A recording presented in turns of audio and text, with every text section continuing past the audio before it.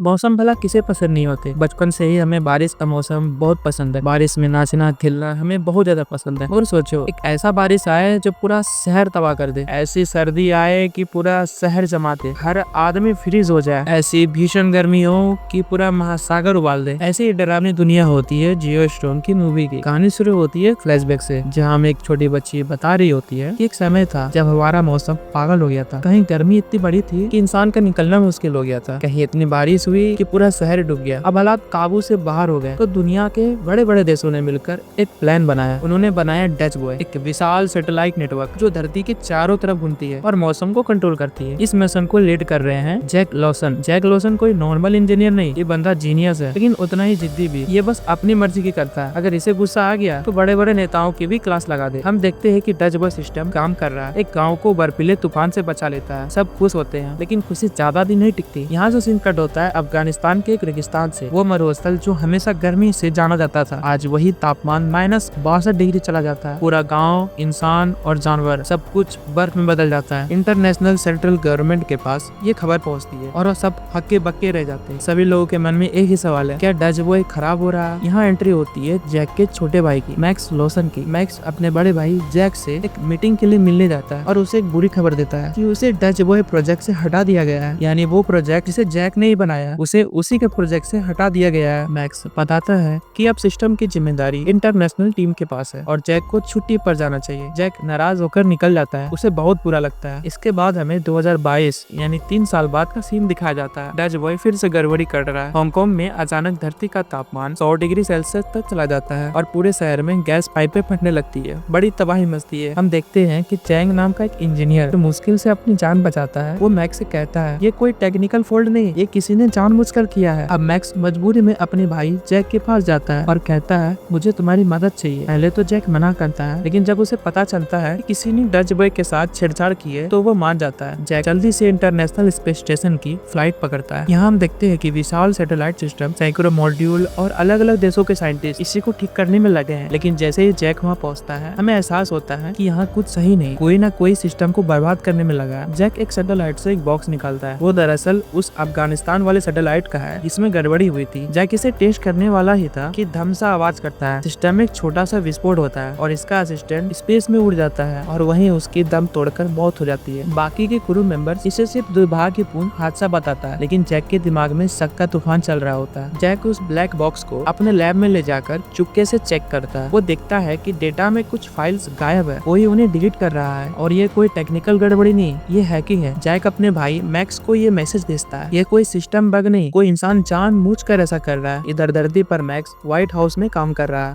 वो president Andrew Palmer और उनके स्टाफ से बात कर रहा है। वहाँ पर प्रेसिडेंट का सेक्रेटरी मौजूद होता है, लियोनार्ड डेकॉर्ड, जो देखने में बहुत ही सभ्य लेकिन चालाक होता है। अपनी फिल्मों में देखा होगा, जो सबसे शांत और मुस्कुराता हुआ इंसान होता है वही सबसे खतरनाक निकलता है। मैक्स को शक रहता है कि ये पूरा खेल किसी पॉलिटिकल पावर के लिए हो रहा है। अब आते हैं हांगकांग में। चैंग जो वहाँ का डच बॉय स्टेशन कंट्रोल करता है, वहाँ सिस्टम में देखता है कि जो सैटेलाइट हांगकांग का तापमान बढ़ा रहा था उसे किसी ने रिप्रोग्राम किया है, यानी छेड़छाड़ किया है। जैक मैक्स से कहता है कि ये सिर्फ मौसम का कंट्रोल नहीं बल्कि एक हथियार है। कुछ बड़े बड़े पावरफुल लोग अपने निजी फायदे के लिए डच बॉय को बदनाम करना चाहता है। उन्हें लोगों की जान की कोई फिक्र ही नहीं है। जैक अब धीरे धीरे समझ रहा है कि स्पेस स्टेशन पर कोई अंदर का गद्दार है। वो क्रू के हर एक मेंबर पर नजर रखने लगता है। वो एक के बाद एक क्रू मेंबर की मूवमेंट चेक करने लग जाता है। लेकिन तभी एक नया हादसा होता है। एक और सैटेलाइट में विस्फोट हो जाता है। ये सैटेलाइट जापान को बचा रहा था, लेकिन अब उसका भी डेटा गायब हो चुका है। जैक को साफ पता लग चुका है कि कोई गद्दार है जो पूरे सिस्टम को एक एक करके खत्म कर रहा है। धरती पर मैक्स चुपके से अपनी गर्लफ्रेंड सारा विल्सन को सब कुछ बताता है और एक मदद लेता है। वो उसे कहता है हमें प्रेसिडेंट का कॉन्फिडेंशियल लॉगिन चाहिए। सारा पहले तो हिचकिचाती है लेकिन मान जाती है। अब सवाल, मैक्स का ये लॉगिन क्यों चाहिए? क्योंकि अगर उसे प्रेसिडेंट की प्राइवेट फाइल्स मिल जाए तो शायद इस साजिश के पीछे कौन है ये पता चल सकता है। मैक्स चैंग से मिलने जाता है, लेकिन चैंग घायल हालत में मिलता है। वो कहता है मैक्स ये सब प्रोजेक्ट जियूस है। इतना कहकर उसकी मौत हो जाती है। अब मैक्स के पास दो बड़े सवाल है, ये प्रोजेक्ट जियूस क्या है और इसे चला कौन रहा है? इधर स्पेस में जैक को बीती कुछ पिछली घटनाओं से पता चलता है कि सिस्टम में अगर छेड़छाड़ जारी रही तो अगले कुछ दिनों में जियो स्टॉर्म ट्रिगर हो जाएगा और अगर जियो स्टॉर्म शुरू हुआ तो कोई नहीं बचेगा। जैक और मैक्स को अब बिना किसी पर भरोसा किए अलग अलग जगहों से मिलकर काम करना होगा। घायल पड़े चैंग के मुंह से प्रोजेक्ट जियूस का नाम सुनकर मैक्स का दिमाग घूम गया है। मैक्स अपनी गर्लफ्रेंड और सीक्रेट सर्विस एजेंट सारा को एक कैफे में बुलाता है। सारा को लगता है है ये कोई रोमांटिक मुलाकात है, लेकिन मैक्स बैग से एक लैपटॉप निकालकर डेटा दिखाने लगता है। सारा बोलती है, मैक्स तुम मुझे ये सब क्यों दिखा रहे हो? मैं सीक्रेट सर्विस में हूँ, तुम्हारे हैकिंग क्लब में नहीं। मैक्स कहता है, ये क्लब नहीं, दुनिया बचाने का मिशन है और मुझे तुम्हारी मदद चाहिए प्रेसिडेंट के लॉगिन की। सारा पहले तो मना करती है क्योंकि उसे पता है कि ये क्राइम है, अगर वो पकड़ी गई तो वो मौत के मुंह में भी जा सकती है। लेकिन जब मैक्स उसे अफगानिस्तान और हांगकांग के हादसे की फुटेज दिखाता है तो उसका चेहरा भी पीला पड़ जाता है। आखिरकार वो कहती है, ठीक है, लेकिन हमें ये बहुत साफ साफ करना होगा और सबसे बचकर। इधर स्पेस में जैक अब हर एक सैटेलाइट के सिस्टम लॉग को चेक कर रहा है। वो नोटिस करता है कि जिन सैटेलाइट में हादसे हुए उनमें कॉमन पैटर्न है, सबके कंट्रोल फाइल्स में एक ही तरह का कोड स्क्रिप्ट डाला गया है, यानी ये किसी एक ही हैकर या टीम का काम है। वो क्रू मेंबर दुसान, जो कि एक सर्बियन इंजीनियर होता है, उससे इस बारे में बताता है। दुसान कहता है, ये कोई बाहरी हैकर नहीं, अंदर का कोई है। अब धरती पर नई तबाही की शुरुआत हो जाती है। मौसम का कहर बढ़ता जा रहा है। ब्राजील में अचानक आसमान से बड़े बड़े ओले गिरने लगते हैं। कारें, बसें, घर सब चकनाचूर होने लगते हैं।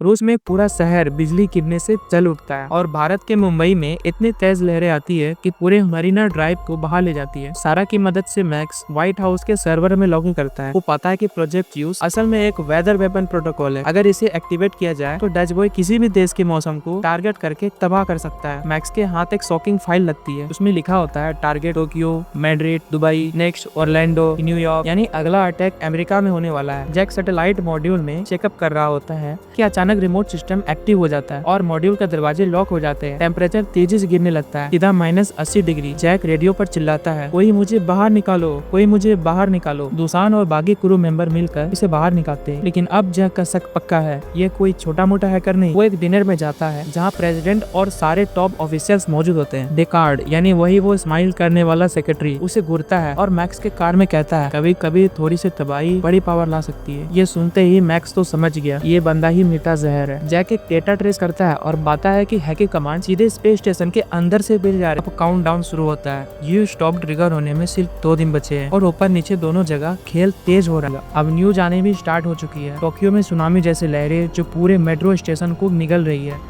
दुबई में रेत का तूफान, लेकिन इस बार रेत के साथ बर्फ भी गिर रही है। ऑस्ट्रेलिया में आग का तूफान आ चुका है। हवा में घुपते आग के बवंडर जो जंगल और शहर दोनों जला रहे हैं। लोग भाग रहे हैं, कारें पलट रही है, पूरी दुनिया का माहौल एंड ऑफ द वर्ल्ड जैसा हो चुका है। जैक, दुसान और उते एक खास मॉड्यूल में जाते हैं। वहाँ डच बॉय के कंट्रोल कोर है। वो यहाँ पाते हैं कि सिस्टम का ऑटो पायलट मोड लॉक कर दिया है, मतलब सिस्टम खुद को बचाने की कोशिश भी नहीं कर सकता। और अब सबसे खतरनाक बात, वो इस कोर तक फिजिकली बिना पहुंचे बदलाव कर ही नहीं सकता। दुसान कहता है, ये काम किसी ऐसे का है जिसके पास एक्सेस पास है। जैक कहता है, तो अब ये गेम कौन बने गद्दार में बदल गया है। मैक्स और सारा व्हाइट हाउस के सिस्टम में गहराई में घुसकर फाइलें खंगाल रहे हैं। उन्हें एक डिलीटेड मेमो मिलता है जिसमें साफ लिखा है, project use activation authorised by secretary Leonard Deacon. Max कहता है, ये तो खेल डेकोड का है। वो जियोस्टॉर्म का हथियार बनाकर प्रेसिडेंट को हटाकर खुद पावर में आना चाहता है। सारा कहती है, अगर हमें ये रोकना है तो हमें प्रेसिडेंट को ये सब बताना होगा, लेकिन उससे पहले हमें डेकोड से बचना होगा क्योंकि वो बहुत पावरफुल है। डेकोड को अब शक हो जाता है कि मैक्स ने उसका राज पकड़ लिया है। वो व्हाइट हाउस जाता है और वहाँ के सिक्योरिटी हेड को कहता है, मैक्स को नजरों से ओझल मत होने देना, अगर जरूरत पड़े तो अस्थायी रूप से साइलेंट कर देना। जैक दुसान के साथ मिलकर एक सैटेलाइट को मैनुअली रिप्रोग्राम करता है ताकि वो आगे हैकिंग कमांड न ले सके, लेकिन ये बहुत रिस्की है। मॉड्यूल का दरवाजा ठीक से बंद नहीं होता और बाहर का स्पेस वैक्यूम धीरे धीरे अंदर घिसने लगता है। मैक्स सारा के साथ राष्ट्रपति तक सबूत पहुँचाने निकलता है, लेकिन जैसे ही वो हाईवे पर होता है, एक काली SUV उनका पीछा करती है। बहुत सारी गोलीबारी होती है, कारें आपस में भिड़ती है, मगर आखिर में सारा अपनी ड्राइविंग स्किल से पीछा छुड़ा लेती है। जैक आखिरकार हैकिंग लॉग्स को क्रॉस चेक करता है और पता चलता है कि असली गद्दार है Dunker Taylor, British technical officer. ये डंकर टेलर डेकार्ड का राइट हैंड है जो ऊपर से सिस्टम को कंट्रोल कर रहा था। जैक उसे पकड़ता है, लेकिन डंकन कहता है, अब बहुत देर हो चुकी है, तुम मेरा कुछ नहीं बिगाड़ सकते, जियोस्टॉर्म ट्रिगर हो चुका है। सारा एक पब्लिक इवेंट में जाते हैं और वहाँ पर प्रेसिडेंट पॉल्मर को ढूंढते हैं, लेकिन सिक्योरिटी इतनी टाइट है, ऊपर से डेकार्ड के लोग हर जगह है। आखिरकार सारा अपनी सीक्रेट सर्विस अथॉरिटी का इस्तेमाल करके प्रेसिडेंट को एक प्राइवेट रूम में ले जाती है और मैक्स उसे प्रोजेक्ट ज्यूस का सच दिखाता है। प्रेसिडेंट चौंक जाता है, डेकार्ड ये सब मेरे नाम पर कर रहा था। यहाँ स्पेस में जैक और दुसान अब आखिरी कोशिश में लग जाते हैं, सिस्टम का मैनुअली रीसेट करते हैं, लेकिन रीसेट सीक्वेंस चालू करने के लिए किसी को कंट्रोल कोर में रहना होगा और रीसेट पूरा होते ही कोर डिस्ट्रैक्ट हो जाएगा, यानी जो भी कंट्रोल कोर में रहेगा उसकी मौत तय है। अब इधर दिखाया जाता है कि जियोस्टॉर्म शुरू होने में सिर्फ 1 घंटा बचा है। दुनिया भर में मौसम मौसम का पागलपन चरम पर है। न्यूयॉर्क में बर्फीला तूफान और बर्फ की कड़क साथ साथ दिखती है। रियो डी जेनेरो में इतनी तेज गर्मी आती है कि बीच का पानी उबलने लगता है। लंदन में सुनामी जैसी बाढ़ जिसमें बिग बैन तक डूब गया है। इधर हमें स्पेस में दिखाया जाता है कि ये तीनों रीसेट सीक्वेंस तैयार कर रहे हैं। समस्या ये है कि ये प्रोसेस स्पेस स्टेशन के कंट्रोल कोर में मैनुअली करना होगा और रीसेट होते ही कोर ऑटो डिस्ट्रैक्ट हो जाएगा। दुसान कहता है किसी को यहाँ रहना होगा और बाहर निकलने वाला कोई रास्ता नहीं होगा। तो फिर जैक कहता है कि मैं रुकूंगा, ये मेरा ही सिस्टम है, इसे मैंने ही बनाया, मैं ही अपना बलिदान दूंगा। इधर स्पेस में जैक कोर रूम में है और रीसेट सीक्वेंस शुरू करता है। सिस्टम बताता है अगले 5 मिनट में ऑटो डिस्ट्रक्शन स्टार्ट हो जाएगा। तभी डंकन वापस आता है और जैक को रोकने की कोशिश करता है। दोनों में फाइट होती है जिसमें जैक उसे लॉक के बाहर फेंक देता है। अब जैक पूरी तरह से अकेला है। टाइमर टिक टिक हो रहा है। इधर मैक्स जैक को धरती से फाइनल ओवरराइड कोड भेजता है। जैक को कोड तो मिल जाता है लेकिन एक सबसे बड़ी प्रॉब्लम है, उसे इसे मैनुअली एंटर करना होगा और टाइम बहुत ही कम है। वो पसीने में भीगते हुए कोड डालता है। अगर सही समय पर कोड नहीं डाला गया तो होने वाले विस्फोट से जैक के चितड़े उड़ जाएंगे। आखिरी सेकंड में जैक एंटर बटन दबा देता है। पूरी स्क्रीन हरी हो जाती है। System reset complete. दुनिया भर में मौसम धीरे धीरे शांत होने लगता है। बर्फ पिघल रही होती है, लहरें थम रही है, आसमान धीरे धीरे साफ हो जाता है। लेकिन कोर अब ऑटो डिस्ट्रक्ट मोड में है। जैक के पास बाहर निकलने के लिए कुछ मिनट है। जैक स्पेस स्टेशन के इमरजेंसी पोर्ट की तरफ भागता है लेकिन रास्ते में आग और विस्फोट हो रहे हैं। उते और दूसान पोर्ट में पहले से तैयार है और जैक का इंतजार कर रहे हैं। आखिरी पल में जैक कूद कर पोर्ट में आता है और साथ ही में वो सेंट्रल कंट्रोल कोर तबाह हो जाता है। पूरी की पूरी स्पेस स्टेशन आग के गोले में बदल जाती है। पोर्ट धीरे धीरे धरती की ओर उतरता है और हमारे तीनों हीरो बच जाते हैं। मैक्स, सारा और राष्ट्रपति न्यूज में बताते हैं कि जियो स्टॉर्म को रोक दिया गया है और सिस्टम अब सुरक्षित है। जियो स्टॉर्म की मूवी यहीं समाप्त होती है। अगर आपको हमारी एक्सप्लेनेशन पसंद आई है और आप चाहते हैं कि हमारे द्वारा बनाई गई वीडियो दोबारा आप तक पहुंचे तो हमें सब्सक्राइब जरूर करें। हमें सब्सक्राइब करने पर हमारे द्वारा लाई गई हर एक वीडियो आपके यूट्यूब के होम स्क्रीन पर हमेशा दिखती रहेगी।